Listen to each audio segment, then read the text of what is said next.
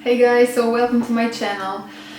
As the title says, it's like pretty self-explanatory. I wanted to explain why did I become vegetarian, and not only why did I become vegetarian, but also how to start implementing changes that will eventually lead to a bigger result.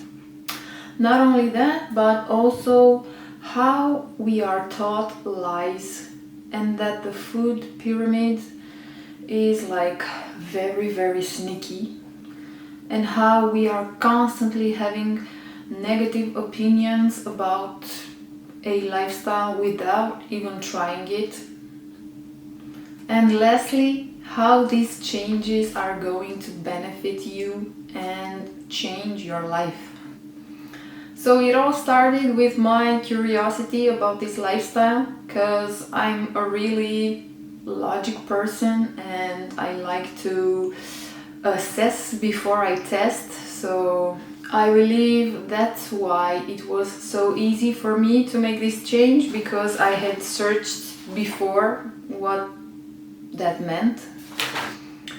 It's like one day I realized that I really need to make this change, and I was determined and committed, and I decided to test this for a month and see what's going on, what are the changes, if it's good or bad or not.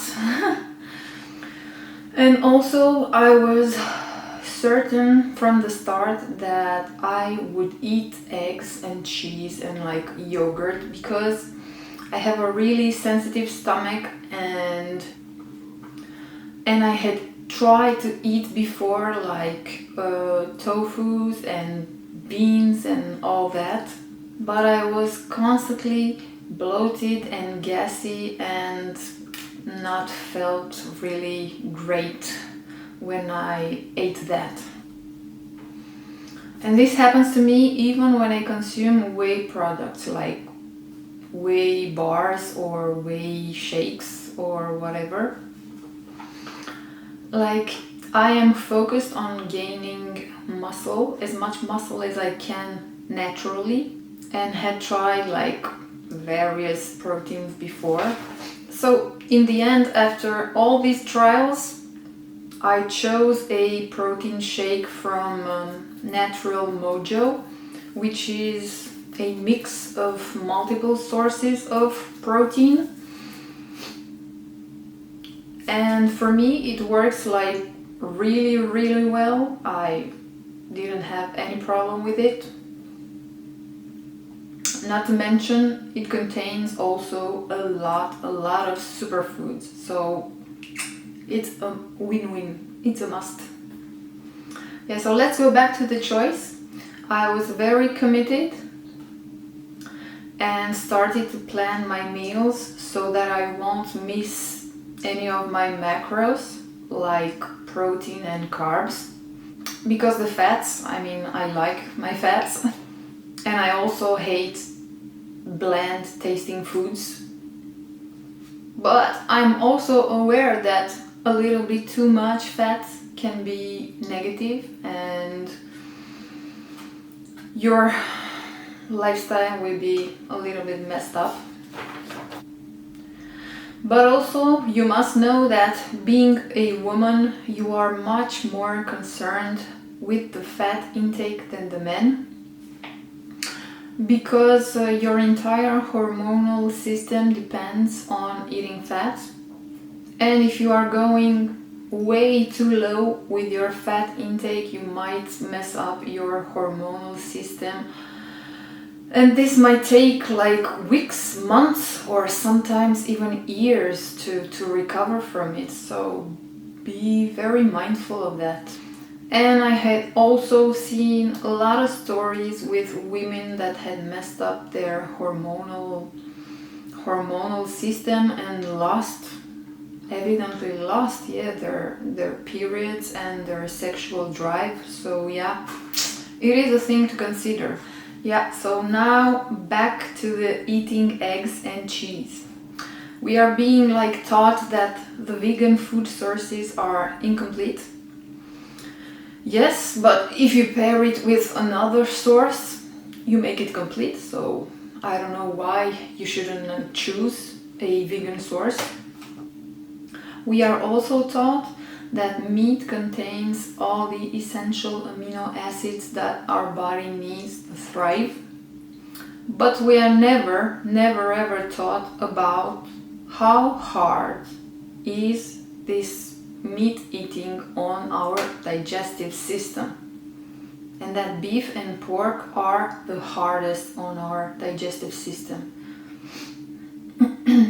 Did you know that it takes between 4 and 6 hours to digest this kind of meat? Like eggs, on the other hand, takes like 45 minutes to digest. And the soft cheese is like between 2 hours.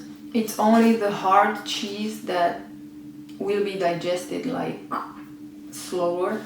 Like as a rule of thumb, you must consider like more soft cheeses to choose like throughout the day, but hard ones are okay too. I mean, you will not die if you eat like hard cheese. It's just consider the impact that it has on your body.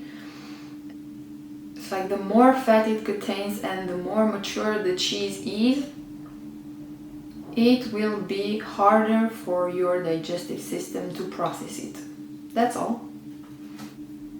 I recommend eating this kind of cheese like maybe 1 to every 2 days, and do not exceed like 50 grams a day. And you should be fine, huh? Also, I need to talk about the choices that we are making with our food, because there are a lot of vegetarian options that are unhealthy. And you have to be aware of it. Just because it says on the label vegetarian doesn't mean it's better for you and for your health. So you should be very mindful of that. Yeah, I guess it will be easier if you like don't really have the time to cook for yourself and all that. But in the long run, it will certainly not benefit you. Try as much as you can to up the quality of your food choices, and you will see that your taste and smell will most certainly improve. And when this happens, it will be a lot easier for you to stick with the healthy choices. I also need to mention that since I stopped eating meat, I like very rarely eat potatoes and rice, since all the fresh vegetables are a wonderful source of healthy carbs. Also, your sugar cravings will most definitely diminish, and you won't feel the need anymore to eat processed sugar just because all these fresh vegetables contain sugar naturally. So now let's talk about the food pyramid recommendations. If you ever saw one, then you definitely know that the most important part of this pyramid contains carbohydrates. They are usually overrated in the portion size and benefits. Also, they are portraying mostly processed food like bread and sugary cereals, which are not the best choices. Try to stick with plain oats, to which you might add some fruits to sweeten it, like whole wheat bread or sourdough are usually the best choices, but also not every day. So the second place are the vegetables. For me, the fruits, vegetables, grains and nuts should be on the first place, just because the nutritional value is so elevated and therefore the best choice for your health ever. Now, the third place is dairy products, meat, fish, eggs and nuts. Well, you can imagine I cannot agree with the meat and fish consumption. Therefore, I will only consider dairy and eggs. So the fourth place is occupied by fats and oils and sweets and fried foods, which here we totally agree. It is the less interesting choice for your health in terms of nutrition. So if I had to make my own food pyramid, I would probably put in the first place vegetables and fruits as much as possible. Then the second place, like whole grains and bread and pasta and beans pasta, which is a very, very interesting source of protein. Then on the third place, I would put like milk, yogurt, cheese and eggs.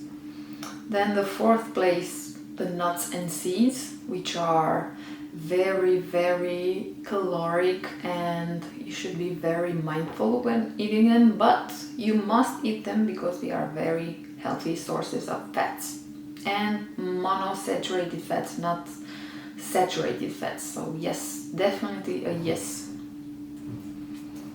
And of course, like the fifth place is chocolate, sweets, every processed foods that you don't need. You don't need processed foods or sweets in your diet. And oils.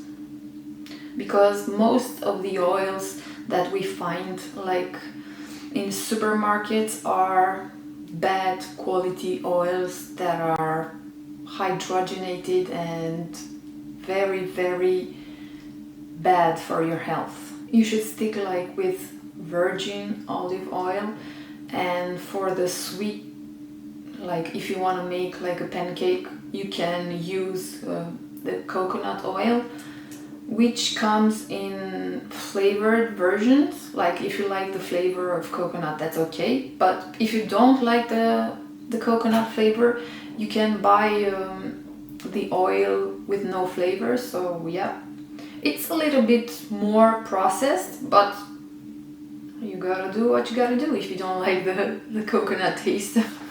So yeah, now let's talk about the pasta, which of course I mentioned earlier, and the beans pasta are superior to the normal pasta, and I will show somewhere around the screen the differences. So the main difference between them, like calorically speaking, they both have the same caloric impact, but like the beans pasta has like lesser carbs than the normal pasta, and then they have the double the amount of protein than the normal pasta.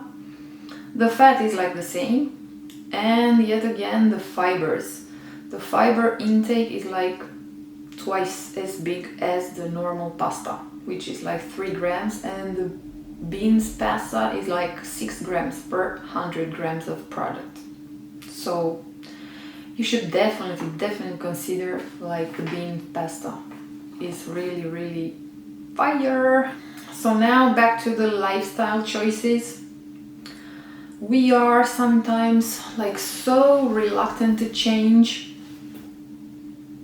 that we tend to find all the excuses possible to not do it. We are like also have to shift this mentality and think like, I will try it out just to see if there's any difference, or to see the impact that this choice is having on your body, on your health, on your energy. And only afterwards, after you try it, you reassess and change something if it needs change. So like trying different things is very beneficial for our bodies. So trying different things is not only fun, but it's like really beneficial for our bodies, because we will give our body a wide range of nutrients. So now we are going to talk about the no meat benefits, like for us people, humans who will adopt this change. So the first one, it's obvious, I guess, or not, or maybe for the people that started eating will be. It's having to eat less calories for better quality nutrition. The second one is heightened energy. Like, I always struggled like to feel energetic even when I slept like 8 hours a night. But now, like, give me 5 and I'm perfect for a day. I have like so much energy I have right now. The third one is like no sugar cravings and also feeling less cold.